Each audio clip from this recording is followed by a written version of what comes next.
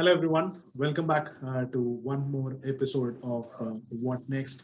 And this is the third installment, or as I call it, the third option that I would like to be sharing with you all. My name is Meshak Manohar, and I have been, bringing up videos for students in the 11th or 12th standard to give a glimpse of what are the options which are available for them in their undergraduation or their post-graduation post completion of their 12th standard, right? So as I say, it is always better to plan ahead. So before you get into the point probably around the 12th standard, end of 12th standard, where you start deliberating on what you want to do next, it's always better to have a lot of options, so that you are able to understand what would be good, where you would be able to fit in, and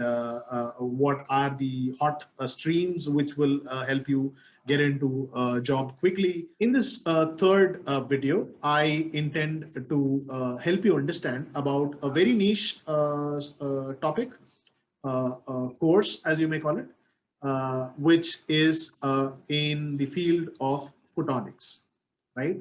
And photonics is the science and application of light.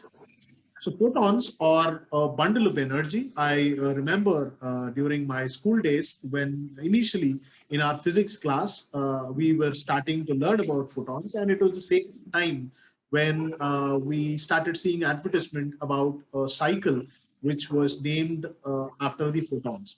The way the advertisement was designed is to suggest that the kids could drive really fast, like how the photons travel really fast across the universe.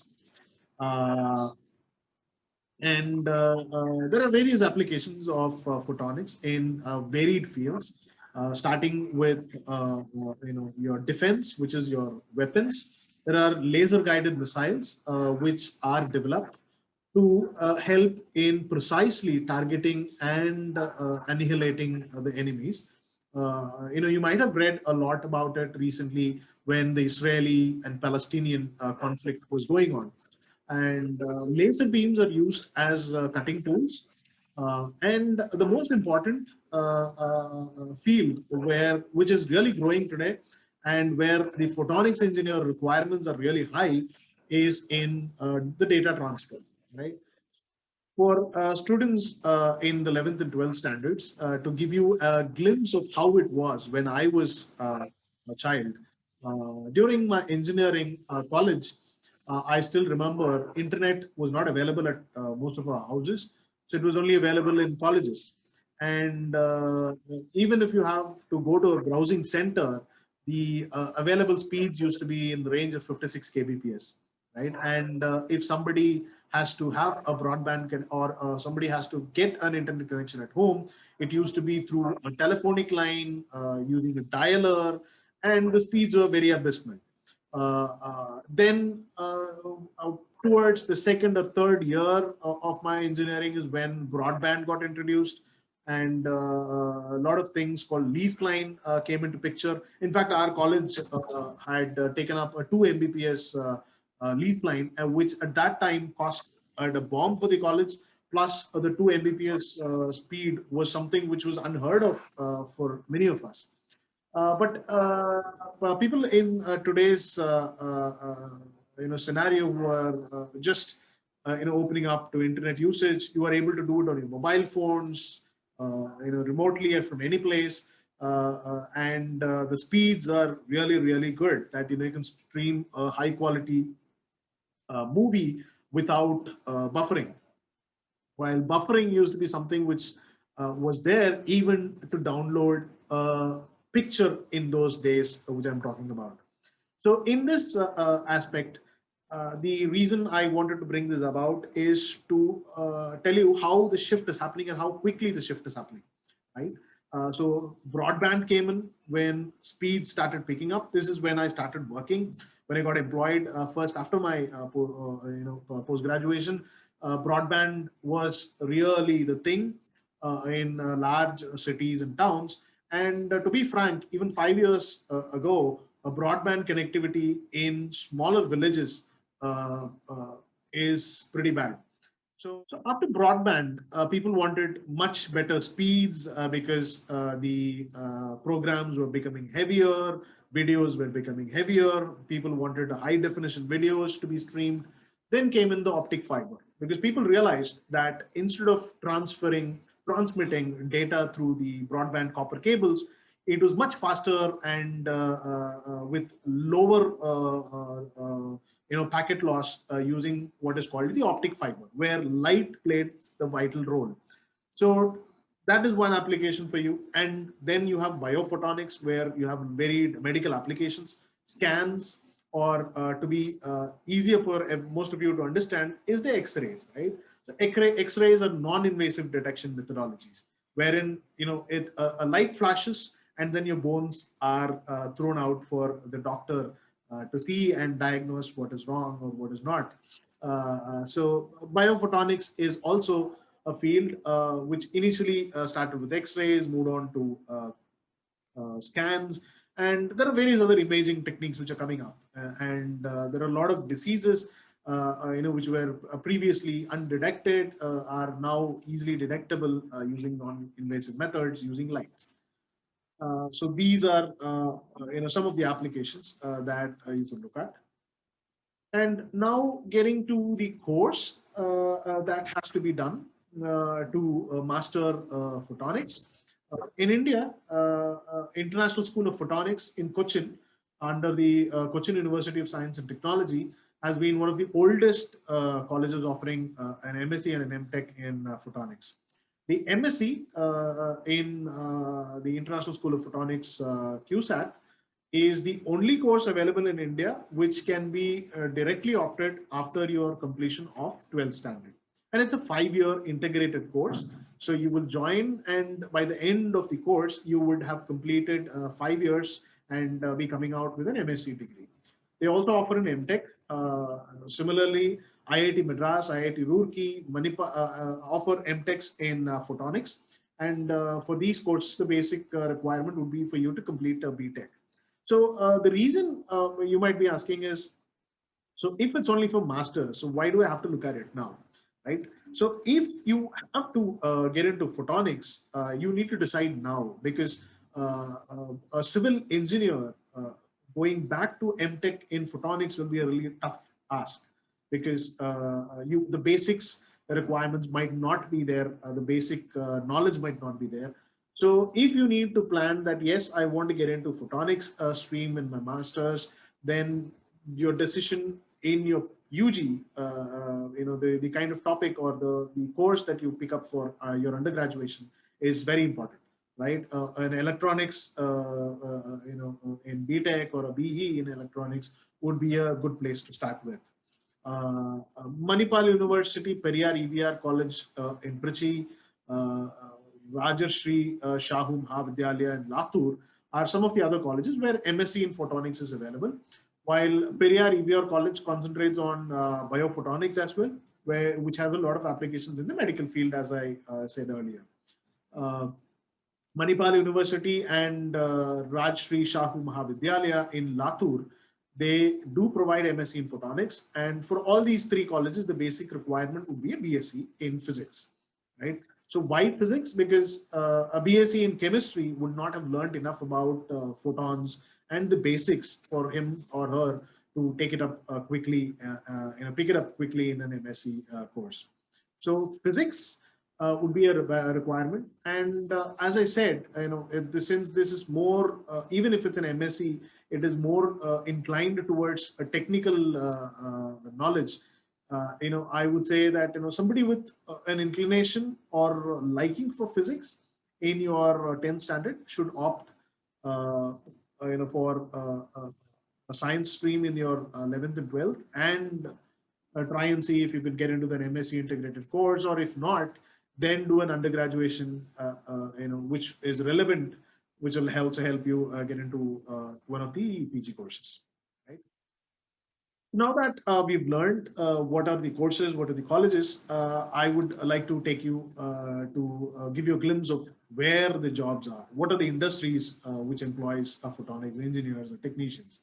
So as I said already, telecommunication companies, your Airtel, uh, Vodafone, Geo, all of these companies require a lot of photonics engineers.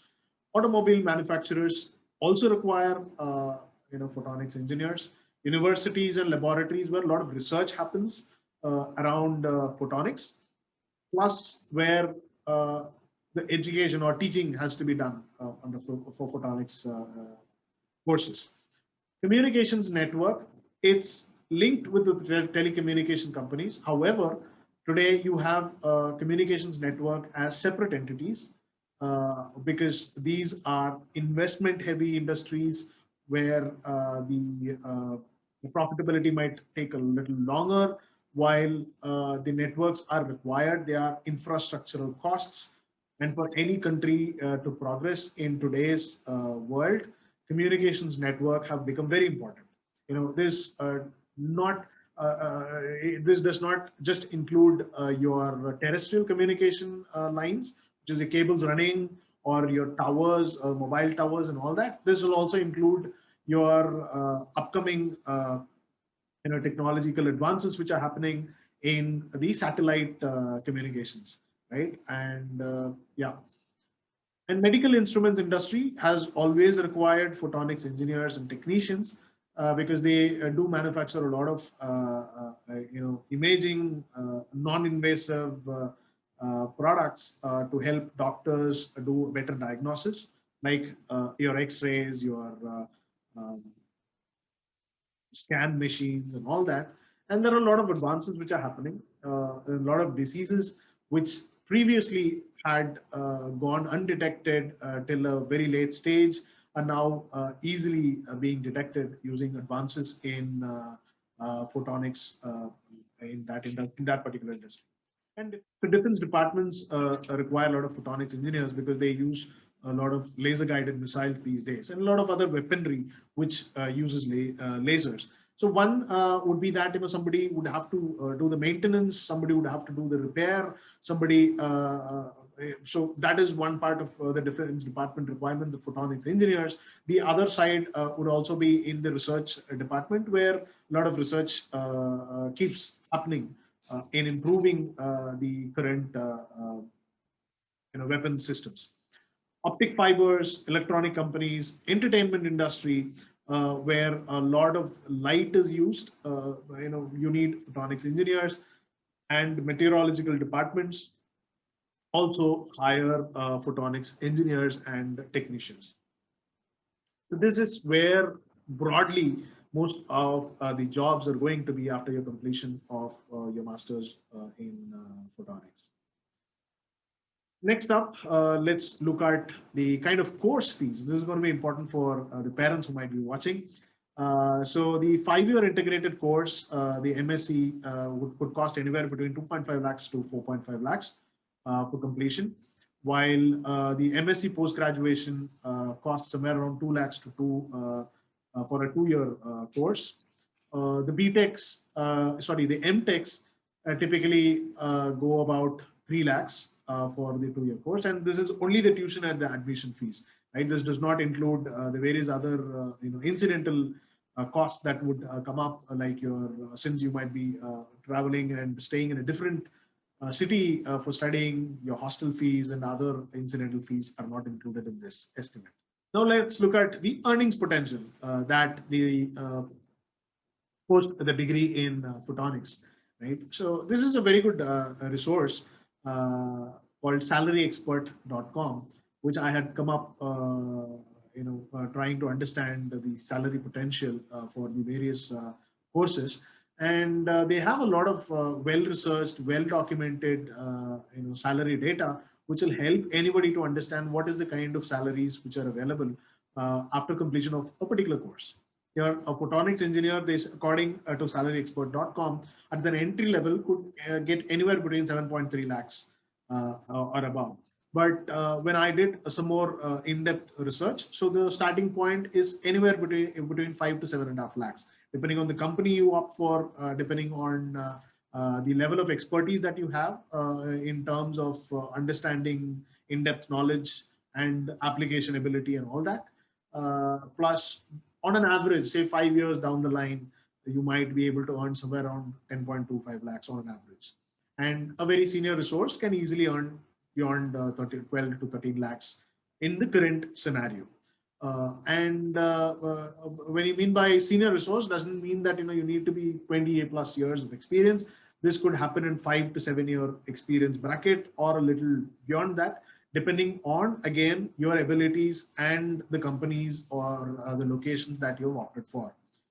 And one more input I would like to provide here is that Photonics has a lot of potential for employability across the globe, not just in India, because all the other countries, developed and developing countries, require the infrastructure to be set up in terms of internet connectivity, which would obviously be in terms of more optic fibers being laid, more satellites being launched, all of that, which would have a requirement for photonics engineers.